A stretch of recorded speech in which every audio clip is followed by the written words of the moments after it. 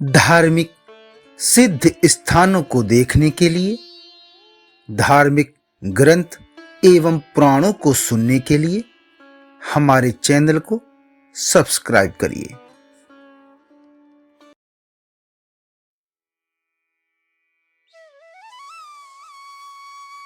जय महाकाल, जय महाकाली।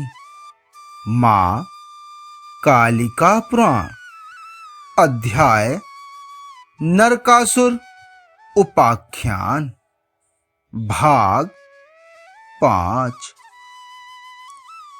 श्री मार्कंडेय महर्षि जी ने कहा कि जब नारद मुनि प्राज्ञ ज्योतिष में गमन करके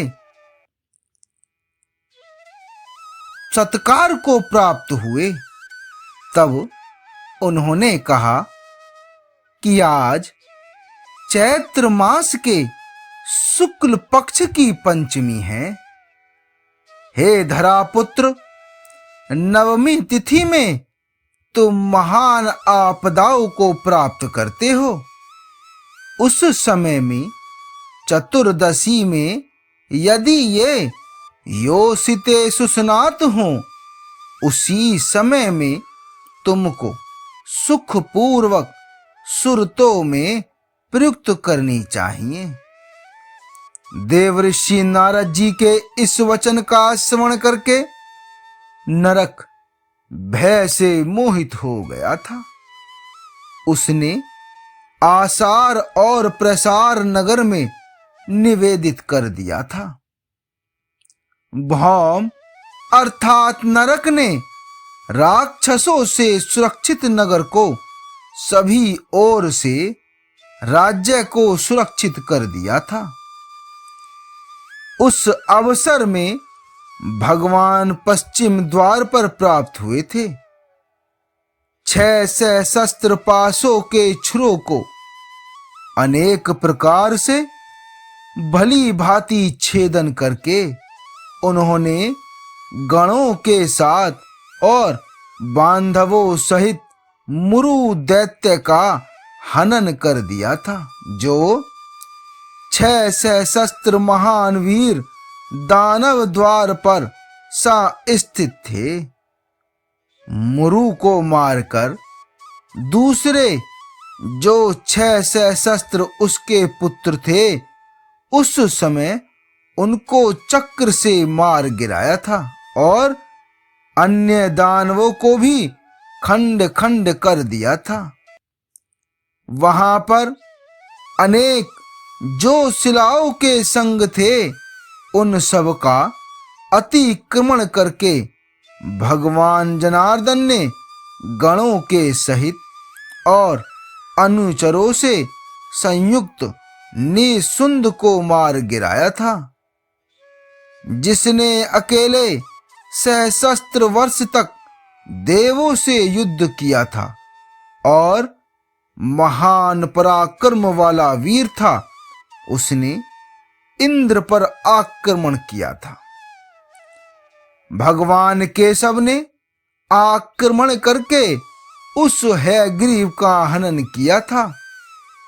महान बलवान भगवान देव की पुत्र ने मध्य में लोहित्य नामक की औदका में विरूपाक्ष और सुनंद का हनन किया था।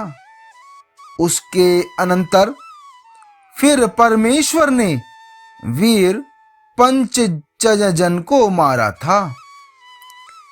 इस महान शरीरों वाले तथा महान वीर्य वाले दुरासदों का वध करके फिर जगत के नाथ प्राज्ञ ज्योतिषपुर में गए थे।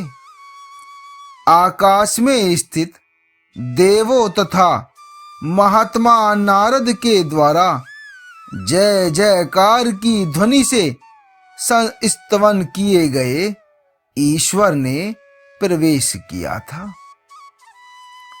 उन भगवान विष्णु ने श्री समन्वित देदीप्यमान प्रकाश अट्टालिकाओं से विभूषित उस नगरी को ऐसा ही समझा था कि क्या यह इंद्र की अमरावती है। वहां पर महान युद्ध हुआ था जो डरपोकों को भय देने वाला था और सूरों के हर्ष को बढ़ाने वाला था। जैसा कि देवासुर युद्ध हुआ था, ठीक उसी प्रकार का यह युद्ध भी हुआ था। फिर गरुड़ पर विराजमान महान बाहुबलों वाले जनार्दन प्रभु सारंग नामक धनुष से छोड़े गए बाणों के द्वारा उन बहुत से दानवों का हनन कर दिया था। महान बाहुओं से समन्वित प्रभु 800 सहस्त्रे असुरों को मारकर नरक के समीप में पहुंच गए थे। उस नरक ने बहुत से असुरों को मृत सुनकर गरुड़ पर स्थित महाबलवान महाबाहु भगवान श्री कृष्ण का दर्शन किया था। उसने वशिष्ठ मुनि के शाप तथा माधव के समय का स्मरण किया था। उसने देवर्षि नारद जी के वचन और विधाता के वर के छेदन का भी स्मरण किया। काल के प्राप्त हो जाने वाले ने श्री भगवान के साथ समागम किया था।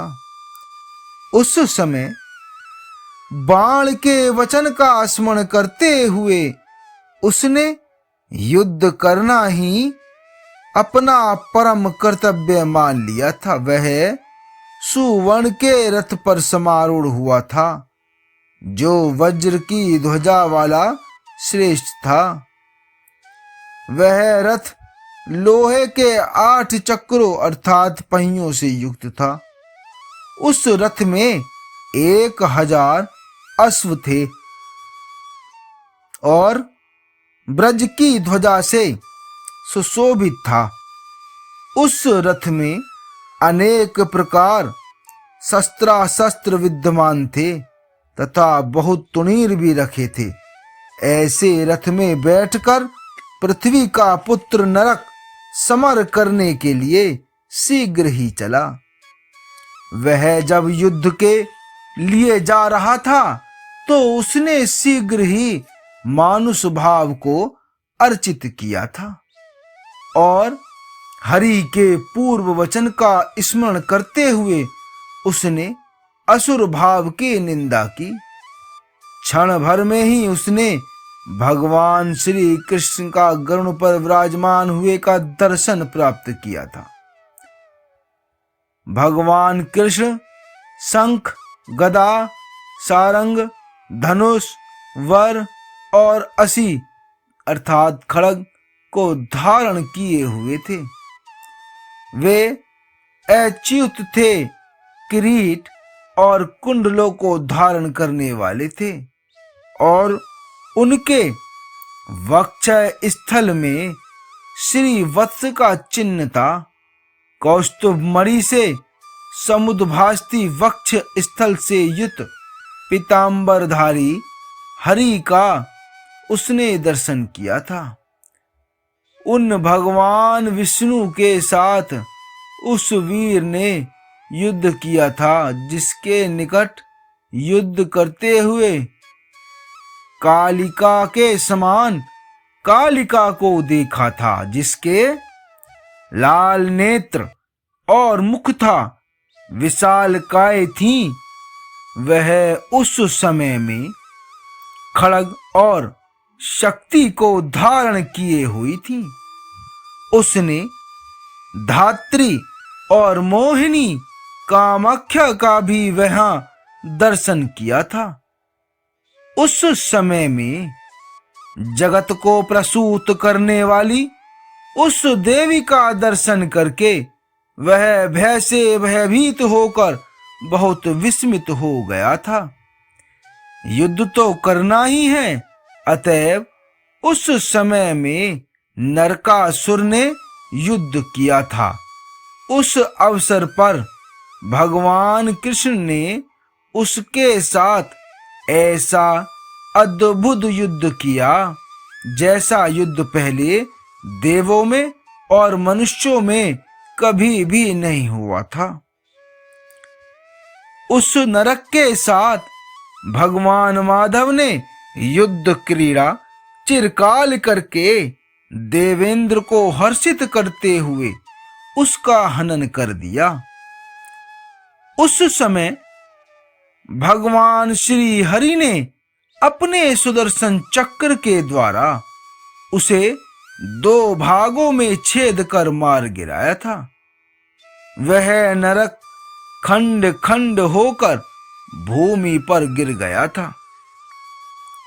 वह खंड ऐसे शोभित हो रहे थे जैसे वज्र से भिन्न पर हुआ गेरिक पर्वत हो। तनय के गिर जाने पर देवी पृथ्वी ने उसके पतित शरीर का अवलोकन करके शोक के वेग को सहन कर लिया, क्योंकि उसने समागत काल का ज्ञान प्राप्त कर लिया था। काश्यपी अर्थात पृथ्वी अदिति के दोनों कुंडलों को लेकर स्वयं उपस्थित हुई थी और भगवान गोविंद से यह वचन कहा था, आपने वराह के रूप से पहले मेरा उद्धार किया था। उसी समय आपके गात्र के स्पर्श से यह नरक मेरा पुत्र गर्भ में स्थित हुआ था। वह आपसे ही उत्पन्न वे प्रतिपालित हुआ और अब वह सुत आपने ही मार गिराया है। अब आप अदिति के इन दोनों कुंडलों को ग्रहण कीजिए जो कि सब कामनाओं के प्रदान करने वाले हैं, और अब आप उसकी संतति का हे गोविंद नित्य ही प्रतिपालन कीजिए। श्री भगवान ने कहा कि हे देवी, पहले भार के अवतरण करने के लिए आपने नरक के वध की प्रार्थना की थी, इसीलिए मैंने इसका वध किया है। आगे का भाग 6 में। जय महाकाल, जय महाकाली।